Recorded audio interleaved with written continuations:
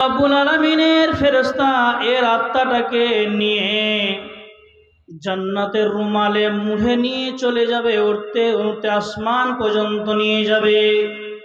আসমানের দরজা খুলে দেওয়া হবে। আসমানের দরজা খুলে দাও। খুলে দেওয়া হলো, কার আত্মা নিয়ে এসেছো? কার আত্মা তোমরা নিয়ে এসেছো? তোমরা বলো। বলবে দেওয়ানি গ্রামের আব্দুল সত্তারের বেটা, 5 ওয়াক্ত নামাজি ছিল, ইমানদার ছিল, মুত্তাকি ছিল, এর আত্মাটাকে নিয়ে আসা হয়েছে। ফেরেশতারা যেন বলবে, ও আল্লাহর ফেরেশতারা, এত সুন্দর আত্মা আমাকে দাও।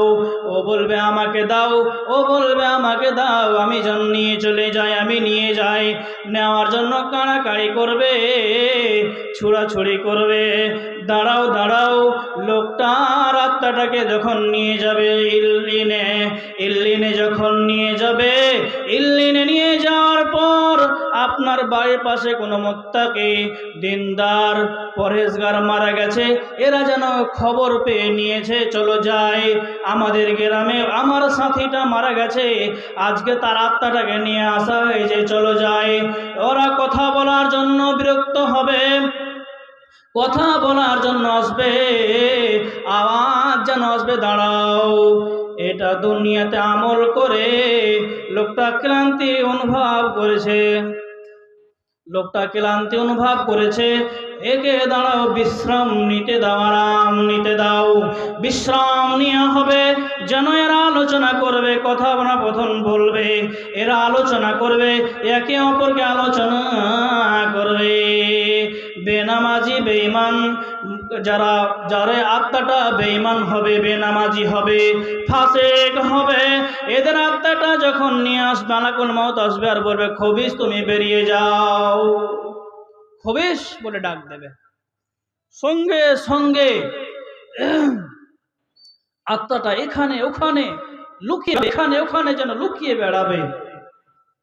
বন্ধুরে আমার,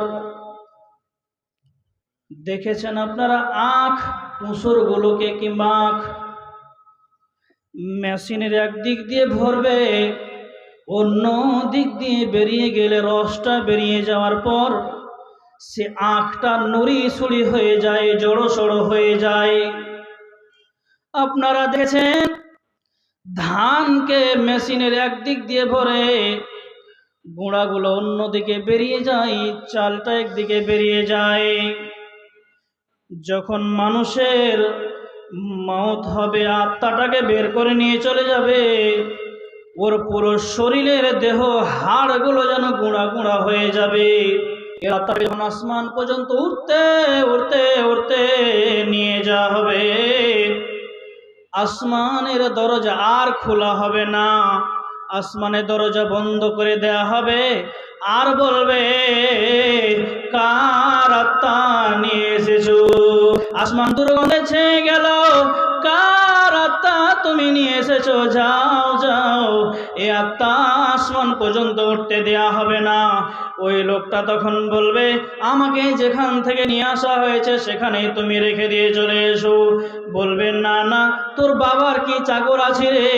তোর বাবার কি আমি চাকর আছি? বল যে আমি তোকে মালদা দেওয়ানি গ্রাম থেকে তোকে নিয়ে এসেছি, আবার তোকে ওখানে রাখতে যাব না। না, আসমান থেকে ছেড়ে দিবে, আর এত চিৎকার করবে, মরে গেলাম, শেষ হয়ে গেলাম।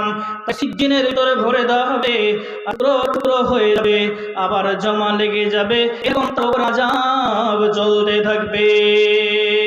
আল্লাহ রাব্বুল আমিন তার জন্য কোরআনের ভিতরে বলছেন, ইয়া আইয়ুহাল্লাযীনা আমানু লা তুলহিকুম আমওয়ালুকুম ওয়ালা আওলাদুকুম। আল্লাহ রাব্বুল আলামিন বলছেন, হে ঈমানদারেরা, তোমরা যারা আমার উপর ঈমান এনেছো, তোমরা যারা আমাকে বিশ্বাস করেছো, ওয়ালা আওলাদুকুম, তোমার সন্তান। আল্লাহ রাব্বুল আলামিন বলছেন তোমার মাল, তোমার সন্তান সন্ততি যেন আল্লাহর জিকির থেকে মুখটাকে না ফিরিয়ে দেয়, আল্লাহর জিকির থেকে, আল্লাহর স্মরণ থেকে তোমাকে মুখটা না ফিরিয়ে দেয়। আল্লাহর স্মরণ থেকে কে মুখ ফিরাবে? কে? তো আল্লাহ বলছেন তোমার মাল, তোমার সন্তান সন্ততি।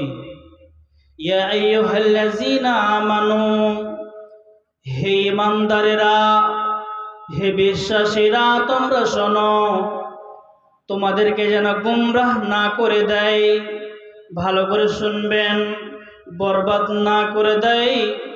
কি থেকে? কে বরবাদ না করে দেয়, কে নষ্ট না করে দেয়?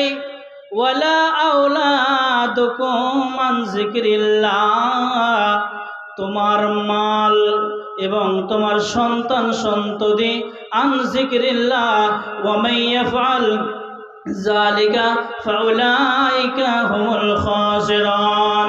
যদি তুমি গুমরাহি হয়ে যাও, বরবাদি হয়ে যাও, তাহলে তোমার বরবাদি হয়ে যাবে, শেষ হয়ে যাবে। আল্লাহ রাব্বুল আলামিন এভাবে বললেন। আর নবী মুহাম্মদ সাল্লাল্লাহু আলাইহি ওয়াসাল্লাম হযরত উমরের কোন এক অংশে হাত রেখে বললেন, উমর রে, তুমি পৃথিবীতে চলাচল করবে, তুমি পৃথিবীতে চলাচল করবে। কেমন চলাচল করবে উমর? তুমি শোনো, কান্নাকা গরিবুন, তুমি দুনিয়াতে চলাচল করবে। আমি যেন মুসাফির এসেছি, ঝাড়খণ্ড থেকে আপনাদের মালদা ডিস্ট্রিক্টে এসেছি, দেওয়ানি গ্রামে। এখন প্রোগ্রাম করে নিব, চলে যাব, আমি বাড়ি পৌঁছে যাব। আল্লাহ রসুল বললেন, উমর তুমি শুনে নাও, তুমি নিজেকে অপরিচিত মনে ভাববে, নিজেকে তুমি অপরিচিত মনে ভাববে। কেমন অপরিচিত মনে ভাববে? যেমন একটি পাখি গাছের ওপরে বসে থাকে, ছায়া কতক্ষণ থাকে পাখিটার, পাখিটা যতক্ষণ থাকবে অতক্ষণ পর্যন্ত ছায়া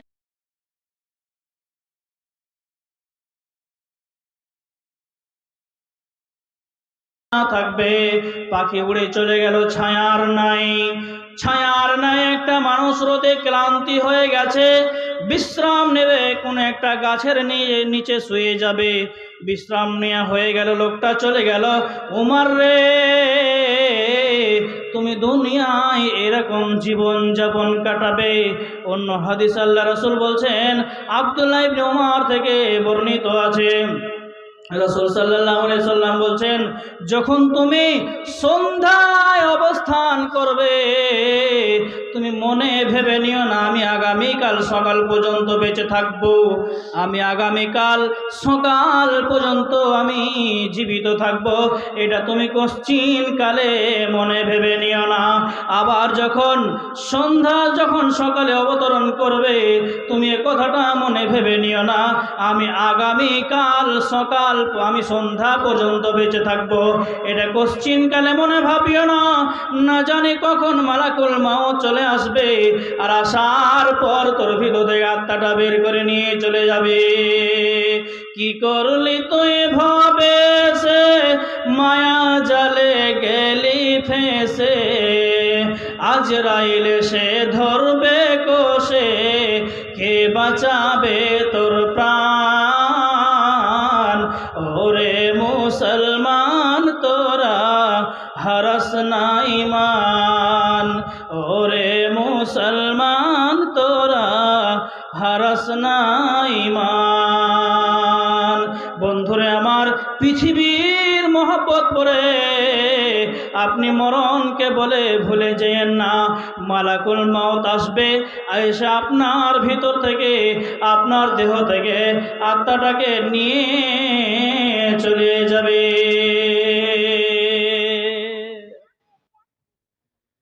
আপনার ভিতর থেকে আত্মা যখন বেরিয়ে গেল, গোসল